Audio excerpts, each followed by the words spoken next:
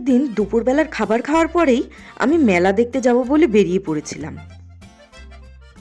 আর আমার মতো প্রচুর লোক এখানে উদ্বোধনী দেখার জন্য এসেছিল, সেই জন্যই তো দাঁড়ানোরও একটু জায়গা ছিল না। রাস্তার আশেপাশে সব দিকে ভিড় ছিল, মাঠের মধ্যেও প্রচুর লোক ছিল। তো রাস্তার দুই পাশে দড়ি দিয়ে ব্যারিকেড অবধি দেওয়া ছিল যাতে রাস্তাটা ফাঁকা থাকে, রাস্তা দিয়ে উদ্বোধনী র্যালি আসবে। তো তো প্রথমে আমি একটা জায়গায় দাঁড়িয়েছিলাম, কিন্তু ওখান থেকে না আমি ভালো করে দেখতে পাচ্ছিলাম না, সেই জন্য আমি সামনে চলে গেছিলাম একটুখানি, যাতে একটু ভালো করে দেখতে পারি। তো ওখানে অনেকক্ষণ ধরেই দাঁড়িয়েছিলাম, পুলিশের গাড়িও আসছিল একটার পর একটা, তারপরে একটা কাকু আবার গ্যাস বেলুনও বিক্রি করছিল, কিন্তু র্যালি শুরু হয় না। অনেকক্ষণ ধরে অ্যানাউন্সমেন্ট করেই যাচ্ছে র্যালি শুরু হবে শুরু হবে, কিন্তু শুরুই হয় না। তারপরে ফাইনালি র্যালি শুরু হলো, তারপরে গাড়ি আসছিল, সব র্যালি হচ্ছিল, সবাই সুন্দর সুন্দর সেজেছিল, সত্যি দেখতে খুব সুন্দরই লাগছিল।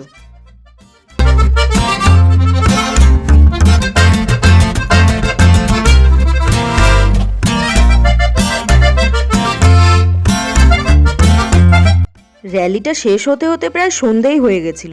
তো আমিও র্যালির পিছন পিছন হাঁটতে হাঁটতে মেন যে মেলার গেট সেখানটায় পৌঁছে গেছিলাম। তো সেখানটায় উদ্বোধনী হচ্ছিল, মানে যে মন্ত্রী এসেছিলেন সে ফিতা কেটে মেলার উদ্বোধন করছিলেন, কিন্তু এত ভিড় ছিল যে আমি দেখতেই পাইনি কিছু। তো যাই হোক, সন্ধে নেমে গেল, তারপরে আমি মেলার মধ্যেও ঢুকে গেলাম। তো মেলার মধ্যে ঢুকেই প্রথমে দেখলাম কত সুন্দর সুন্দর এখানে দোকান, এটা মেয়েদের স্বর্গ। আর তারপরে এই যে সেই সুন্দর নাগরদোলনা, তবে এইটা কিন্তু ছোট নাগরদোলনা, বড়টা এবার আর আসেনি। লোক এই প্রথম দিন থেকেই নাগরদোলনায় চড়া শুরু করে দিয়েছে।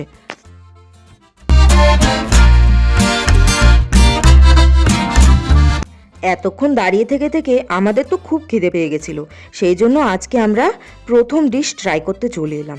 তো স্টিম মোমো তো প্রত্যেকবারই খাই, ওই জন্য এইবার আমরা ভাবলাম যে একটু প্যান ফ্রাইড মোমো খাই। আর মোমোগুলো দেখতেও খুব সুন্দর লাগছিল, বানানোর প্রসেসটাও দারুণই ছিল। সেই জন্য আমরা এখানে প্যান ফ্রাইড মোমো নিয়ে নিয়েছিলাম 1 প্লেট, যার দাম ছিল 70 টাকা।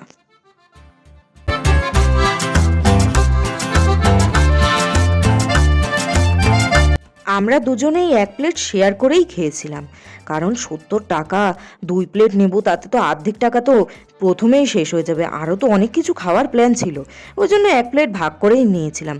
আর মোমোগুলো খেতে না খুব টেস্ট ছিল, খুব চিকেনের ফিলিং ছিল, আর খেতে ভীষণ স্বাদ ছিল। আজকে মরণকূপের সামনেও প্রচণ্ড ভিড় ছিল, মরণকূপে তো সবাই উঠছিল। এইবার মরণকূপের টিকিট শুনলাম 50 টাকা। আর গাড়িগুলো যেভাবে মরণকূপের মধ্যে চলছিল না, পুরো দেওয়ালটা নড়ছিল, একদম কাঁপছিল। মরণকূপের সামনেই আমরা এখানে স্প্রিং পটেটো ট্রাই করতে চলে এসেছিলাম।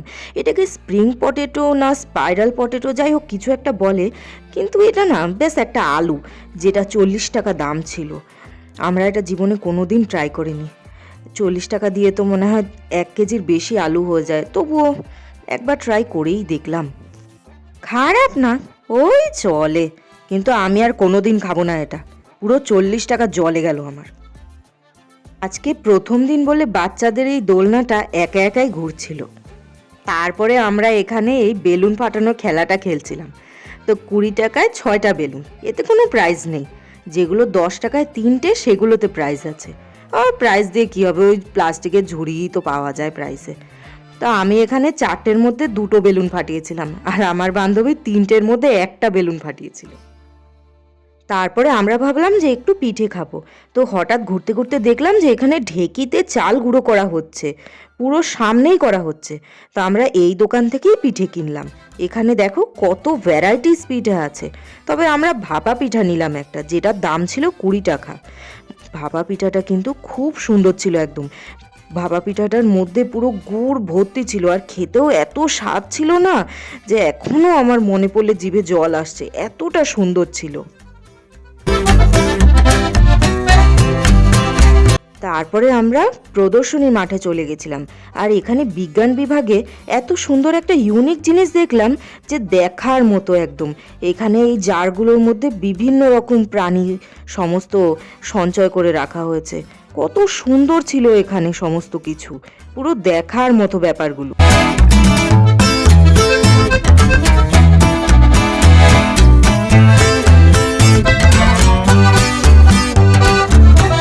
বিজ্ঞান বিভাগ থেকে বেরিয়ে আমরা এখানে চারুকলা বিভাগের সামনে চলে এসেছিলাম। আর চারুকলা বিভাগের সামনে এখানে অনেকগুলো লোক কয়লার উনানের উপরে সেকা পাঁপড় সেঁকছিল। আর বাবা রে, এক একটা পাঁপড়ের দাম 15 টাকা। তাই জন্য দাম শুনে আমরা আর খাওয়ার দুঃসাহসই করলাম না।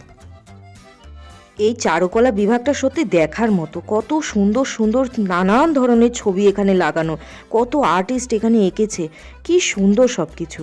আর এই চারুকলা বিভাগের যেহেতু আজকে উদ্বোধন, ওই জন্য এখানে সমস্ত যারা আর্টিস্টরা ছিল তারা বক্তৃতা দিচ্ছিল। আর এখানে মিডিলে একটা খুব বড় প্রদীপও রাখা ছিল, প্রদীপটা দেখতেও খুব সুন্দর ছিল।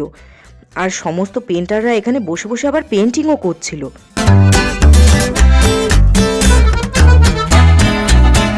তারপরে ওখান থেকে বেরিয়ে আমরা একটা দোকানের সামনে এসেছিলাম। আর এখানে কত সুন্দর সুন্দর মুখোশ ছিল, সমস্ত কিছু মাটির। আর এই মিডিলে যে বড় মুখোশটা রাখা ছিল না, এটাও দেখতে কতটা সুন্দর ছিল।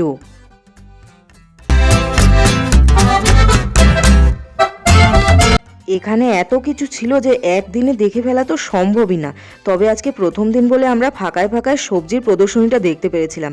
আর এখানে তেমন কিছু আহামরি সবজি তো ছিল না।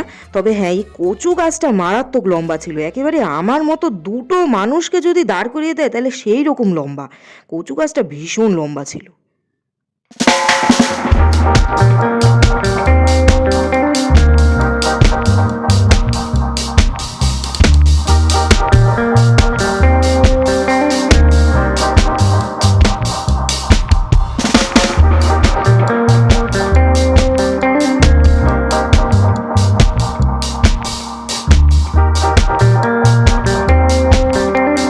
মেলায় ঘুরতে ঘুরতে অনেক রাত হয়ে গেছিল, তাই জন্য আমরা ভাবলাম যে বাড়ি যাব। তবে বাড়ি যাওয়ার আগে আমরা ভাবলাম একটুখানি মিয়া আমরের একটা কেক ট্রাই করব।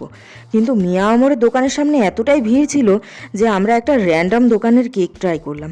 এখানে অনেকগুলো কেক ছিল, দেখতে খুবই সুন্দর লাগছিল। তো অনেক খোঁজার পরে আমরা এখানে একটা কফি চকলেট কেক ট্রাই করলাম, যেটার দাম 30 টাকা ছিল। কিন্তু সত্যি কথা বলতে না, কেকটা একদম ভালো ছিল না, কোনো রকম ছিল, ব্যাস মানে পয়সাই নষ্ট। আজকে আমাদের সত্যি বহুত পয়সা নষ্ট হয়েছে একদম। অনেকটাই রাত হয়ে গেছিল আজকে, ওই জন্য এই কেকটা খাওয়ার পরেই আমরা মেলা থেকে বেরিয়ে গিয়েছিলাম। আজকে অনেক লেট হয়ে গেছিলো, সেই 3:30টার সময় বাড়ি থেকে বেরিয়েছি আর রাত 8টার সময় গিয়ে বাড়ি ঢুকেছি। একদিনে সব কিছু দেখানো তো সম্ভব না, সেই জন্য ফলো ফর পার্ট 2।